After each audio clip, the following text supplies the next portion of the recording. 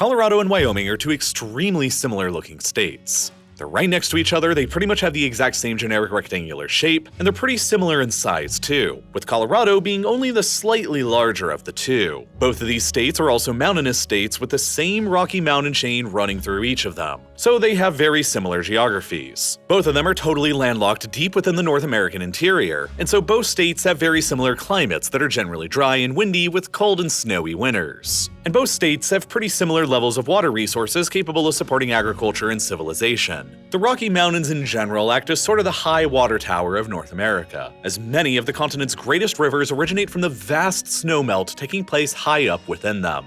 As such, Colorado contains the headwaters for the Rio Grande, Arkansas, Colorado, and South Platte rivers, while Wyoming contains many of the headwaters for the Missouri, Snake Columbia, and North Platte rivers. But since the Colorado and Rio Grande rivers run further downstream to even more arid communities like Arizona, Nevada, Southern California, New Mexico, and Texas, those more arid downstream states rely on the water those rivers provide even more than Colorado. And so they are legally entitled by the US federal government to withdraw more water from them, meaning that Colorado must allow most of their waters to continue on downstream. Wyoming is similarly legally required to also allow most of their rivers' water to continue downstream, but since their rivers don't flow further down to even more arid communities like many of Colorado's rivers do, they're generally allowed to keep more of their waters for themselves. And so Wyoming actually is legally entitled to even more freshwater resources than Colorado is. But despite all of these apparent similarities, and maybe even advantages, Colorado and Wyoming differ in one extremely obvious way.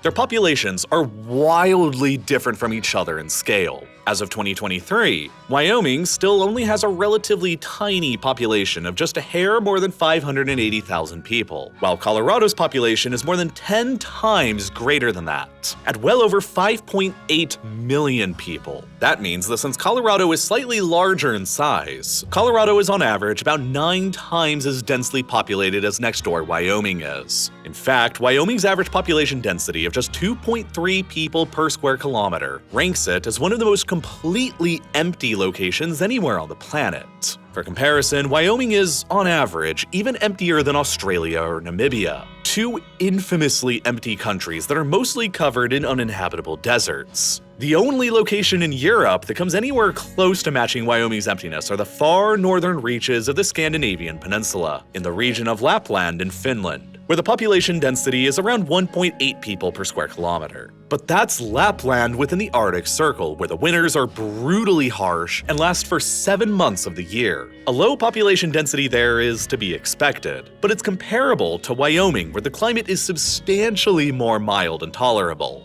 It gets even more interesting though, because Wyoming really is a pretty major population anomaly within the United States. You see, Wyoming is the 10th largest state in the country by area, but it's also by far the absolute smallest in terms of population. Every other state in the country has a significantly higher population than Wyoming, including the really small ones like Vermont, Rhode Island, and Delaware. Put another way, there are a total of 119 counties in the United States that have a larger population than Wyoming does, including little Tulsa County in Oklahoma. And we can still go even smaller. There are 29 cities in the United States that have a larger population than Wyoming, the smallest of which is just Memphis, Tennessee. All the mayors of these 29 cities govern over more people than the actual governor of the state of Wyoming, a state that has so few people in it that it doesn't even really have any cities of its own. The only urban areas in Wyoming are more like towns than cities, since there's only 4 in the entire state that even have a population of more than just 30,000 people. Most other extremely sparsely populated places in the world still have at least one proper major city. Alaska has Anchorage, Namibia has Windhoek, while Mongolia has Ulaanbaatar. But the largest town that Wyoming has to offer up is just Cheyenne, which only has a population of 63,000 people, about the same as the 143rd largest city in California, Santa Cruz. And Cheyenne is barely even in Wyoming either. It's in the far southeastern corner of the state, and it's less than 10 miles away from the border with Colorado. It's only a 50-minute drive away to Fort Collins, which is Colorado's 4th largest city that's 3 times larger than Cheyenne. And it's only a 1 hour and 45-minute drive away to Denver, Colorado's capital and largest city. In essence, Cheyenne and really most of Wyoming's other towns function more as satellites of Colorado from a transportation and economic perspective, because Colorado's population couldn't be any more different. With more than 5.8 million people, Colorado alone accounts for nearly 40% of the entire population of America's 6 Rocky Mountain states. Denver is by far the largest metropolitan area found anywhere in the Rockies, with a total metro-wide population that is nearing 3 million people today, which all on its own dwarfs the whole population of Wyoming. But Denver's massive size is also strangely located, because there's really nothing else like it anywhere near to it. The closest other nearby and comparable population center to Denver is El Paso in Texas, which is about 560 miles away, a similar distance as between London and Milan. With a radius of 560 miles between it and the closest other city of comparable size, Denver is therefore the most isolated of all of America's top 30 largest cities. So, all of this ultimately begs a fundamentally fascinating question. Why did Colorado and Wyoming, despite all of their geographic, geologic, hydrologic, and environmental similarities, each end up with 2 wildly different destinies, with one becoming one of the most empty locations on the planet, and the other becoming basically full of people? It's a very interesting story, and it all begins with each of their histories. You see, part of why Colorado is more heavily populated today is simply because it was the first state of the 2 to actually begin attracting American settlers in the first place. Gold was discovered in the mountains of what would become Colorado back in 1858 along the South Platte River, and that triggered a good old gold rush that brought in a flood of thousands of white settlers storming into the territory pretty much all at once. The mountains up in Wyoming simply never offered up the same quantities of gold and silver that people came rushing into Colorado for. So Wyoming didn't have the same kind of early boost to settlers that Colorado got. Future discoveries of resources like copper, lead, and coal brought in even more miners to Colorado that eventually led it to becoming a state in 1876, a full 14 years before Wyoming would become a state as well in 1890. By the turn of the 20th century in 1900, the mining boom and subsequent agriculture boom had skyrocketed Colorado's population up to 539,000. Which is comparable to what Wyoming's population looks like today, more than a century later. But back in 1900, Wyoming's population was only 92,000 people, which was strangely closer to Colorado's population back then than it is today. What ended up happening over the next 120 years to the present is that Colorado's population growth kept outpacing Wyoming's even further, and Wyoming's growth gradually petered out and stagnated. Today, Colorado has more than 10 times the population it had back in 1900, while Wyoming only has a bit more than 6 times its 1900-era population. And there are many reasons for why things ended up turning out this way. For starters, Colorado is just an overall easier place to settle than Wyoming is because they have more flat land to easily settle and develop. If you look at a topographical map of the 2 states, this becomes pretty apparent. Wyoming's borders were drawn up further to the west than Colorado's, meaning that the Rocky Mountains take up a higher amount of the state's territory. The Great Plains extend only across the eastern third of Wyoming, but they extend across roughly 40% of eastern Colorado. Cheyenne, Wyoming's capital and the largest town, was founded on the plains at the foothills of the Rocky Mountains just like the big cities in Colorado further to the south, like Fort Collins, Denver, Colorado Springs, and Pueblo, because all these towns granted easy access for both of the state's early primary industries, mining and resource acquisition in the mountains of the west and agriculture in the plains to the east, both of which could be exported out of each state by railway. But the narrow gap of plains where Cheyenne is located in between the Rockies in the west and the Nebraska border in the east is considerably narrower than the gap of plains where Colorado's Front Range cities are located between the Rockies and the Kansas-Nebraska borders, which simply meant that Colorado's farms and cities had more room to expand in, and since they're located further to the south, they also all have moderately warmer temperatures on average all throughout the year. Nonetheless, both Colorado and Wyoming experienced high rates of population growth in their early years as miners came to each state to seek out their fortune. But Wyoming has experienced decades of stagnant or even negative population growth, while Colorado has literally not a single time ever had a decade of slow population growth since its founding as a state. Part of that is because Colorado began to diversify their economy away from just mining and agriculture beginning in the 1940s. During World War II, the US federal government began getting increasingly concerned about enemy attacks on the American west and east coast, and so they began relocating federal offices and administrations further into the North American interior, so that they could be better defended. Because Colorado was centrally located within North America and was also easy for Americans to access by rail, it became a prime source for these federal relocations, and by the end of the 1940s, Colorado boasted more federal government offices than anywhere else in the country outside of Washington, D.C. Then during the Cold War, Colorado's importance as a center of the federal government only increased, and several federal entities continue to have their headquarters in the state to this day, like the Air Force Academy and NORAD in Colorado Springs, NOAA and NCAR in Boulder, and the U.S. Geological Survey in Denver. These federal relocations to Denver brought thousands of government employees and their families to the state and served to diversify Colorado's economy away from mining and agriculture, which never happened in Wyoming. And yet, despite more federal employees moving to Colorado, the federal government also owns more of Wyoming than it does Colorado. 48% of Wyoming's total land area is just owned by the federal government outright. And while a lot of that land is dedicated to national and state parks like Yellowstone and Grand Teton, which collectively bring in nearly $1 billion a year in tourism revenue for the state, those revenues don't really generate any growth or industry. And by contrast, only 36% of Colorado's total land area is owned by the federal government, which means that Colorado is much bigger than Wyoming from a settlement and development perspective. It ultimately means that there's only about 51,000 square miles within Wyoming that aren't owned by the federal government and available for private ownership, compared to more than 66,000 square miles within Colorado that are available for private ownership. That's a difference of about 15,000 square miles, which is huge because that's more land than the states of Maryland and Delaware put together. And as more people chose to move to Colorado for the better job opportunities in the outdoor recreation lifestyle, it generated a sort of positive feedback loop, wherein Colorado's economy steadily became more and more diversified than Wyoming's. Colorado's, and especially Denver's strategic location, made it an ideal center for the telecom industry to set up large-scale operations in during the 1990s. Denver's unique location on the 105th Meridian West and at an elevation of more than 1 mile above sea level makes it the largest city in America that can offer what's called a one-bounce real-time satellite uplink to all 6 inhabited continents of the Earth during the same business day, while its location in the Mountain Time Zone further enables communication with both U.S. coasts, South America, Europe, and Asia all within the same business day as well. These facts led to huge telecom companies like Comcast, Dish, and Qwest all establishing large-scale presences and even headquarters around Denver.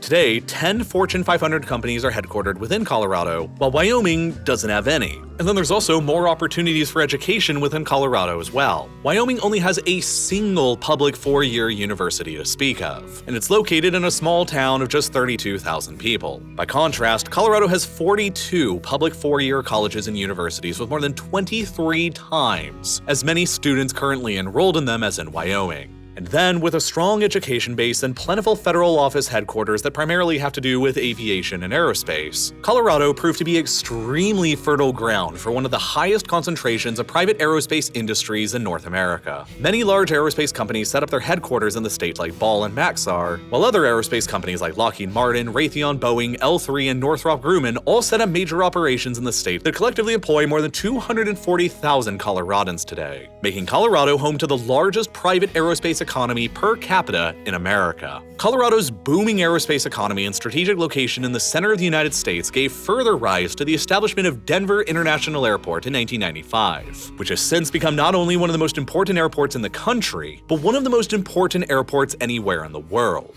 In both 2021 and 2022, Denver International was ranked as the 3rd busiest airport on the planet and the 3rd busiest in the United States by passenger traffic, remaining only behind Atlanta and Dallas-Fort Worth. Part of the reason why is because its central location within North America enables easy flights, connections, or transfers to pretty much anywhere on the continent. The airport serves more than 215 different non-stop global destinations across both of the Americas, Europe, and Asia, and is a major hub for United, Southwest, and Frontier Airlines. As the years progressed further in Colorado's favor, it became increasingly impossible for Wyoming to ever hope to compete. The biggest airport in Wyoming has but 2 scheduled passenger routes, to Salt Lake City and to Denver, while the regional airport in Wyoming's largest town and capital literally only has scheduled flights to Denver. From a transportation perspective, Wyoming's towns effectively function as satellites of Colorado, because getting out of them by plane most often requires flights into Denver first, and there's rarely any alternative. So Colorado's well-diversified economy in the 21st century contrasts sharply with Wyoming's, which has effectively remained more or less the same for over a century now. Wyoming's economy is still dominated by the mining and ranching industries and, similarly to Colorado, has also enjoyed a growth in tourism for the spectacular scenery and outdoor recreation. But Colorado has all of those industries too, and even more. This ultimately means that Wyoming is significantly more susceptible than Colorado is to boom and bust cycles and shocks in the global prices for minerals, coal, oil, gas, and agricultural products. When prices are high for these resources, times in Wyoming are good.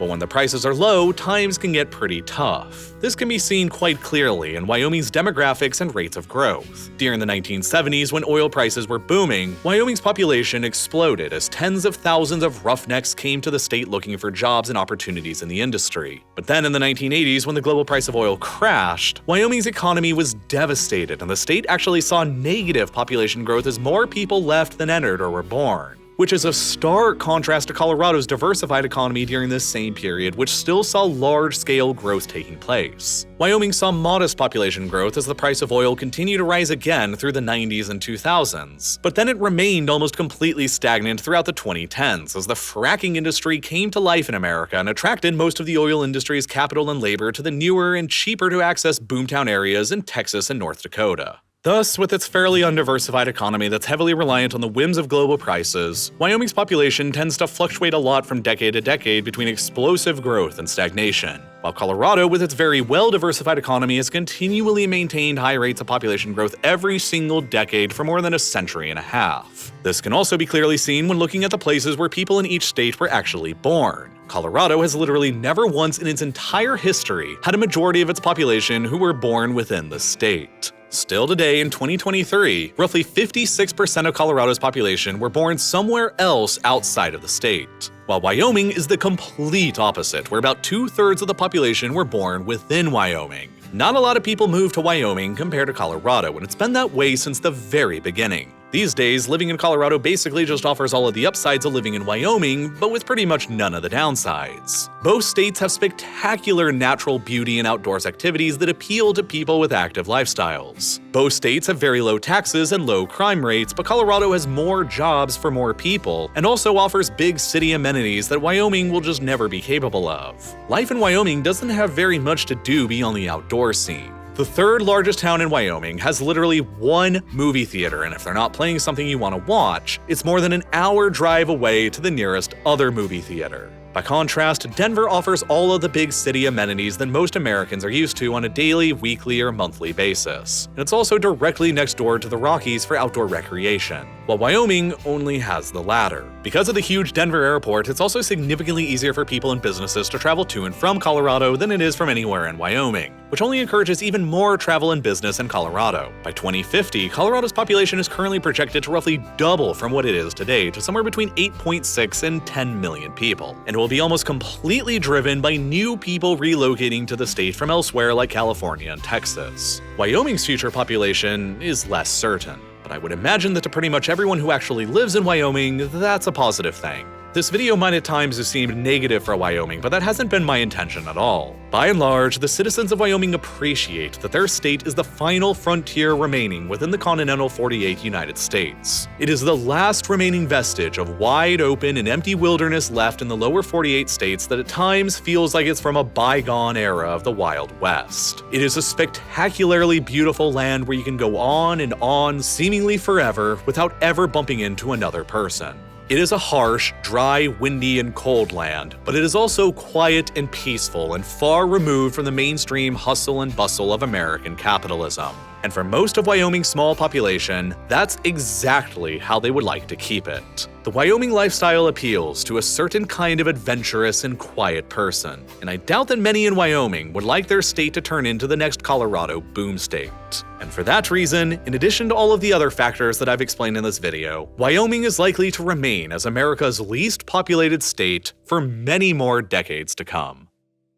Now, a very common question that I get asked all the time is how do you get started making your own animated video essays here on YouTube? Whether you want to get started making geography videos that use beautiful map animations like I do, or something else, the best place to get started is through today's sponsor, Skillshare. Marquez Brownlee from MKBHD has a class over there titled YouTube Success, Script, Shoot, and Edit with MKBHD. Marquez is one of the oldest and greatest creators on this platform, and his class over on Skillshare will take you through his entire process, from how he researches and writes his scripts, to how he shoots and edits, to how he keeps the audience engaged, to how he posts and promotes his videos, to how he grows his channel and audience. Everything that you need to get started on YouTube or get even better. And then if you're looking to create videos similar to what I'm producing, the best thing that you can do is to take this class titled How to Create a Cinematic Map Animation with Google Earth Studios and Adobe After Effects by Snehal Wag. Snehal is an extremely experienced map animator who's worked for Johnny Harris and other large profile brands. And their class will take you through everything you need to know to produce the exact same high-quality map animations that I and other creators here on YouTube produce. But map animation and YouTube creator classes aren't the only things that you'll find on Skillshare, because there's a ton more to it. Skillshare is an online learning platform that you might recognize for its many creative classes in graphic design, illustration, and music, but it's also really useful for professional development in subjects like web development, UI design, and business analytics. There's a lot of new stuff on the site, and I've personally really appreciated their curated learning paths, which are a great way to help you learn and understand precisely what you need to know in any subject you want, without you having to spend time exploring the internet on your own and thinking up what the right questions are to ask. So if you're interested in joining, the first 1,000 people who click the button here on your screen right now or follow the link down in the description will get a 1-month free trial of Skillshare. It's a great way for you to learn new things and help support real-life lore at the same time.